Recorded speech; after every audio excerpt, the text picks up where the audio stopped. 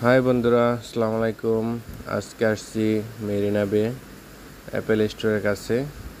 এই জায়গাটি আপনারা দেখতে পাচ্ছেন, খুবই সুন্দর, অনেক দারুণ একটি ভিউ। এখানে আসলে আসলে খুবই ভালো লাগে। এই জায়গাটি আসতে হলে আপনাকে আসতে হবে বে ফ্রন্ট এমআরটিতে।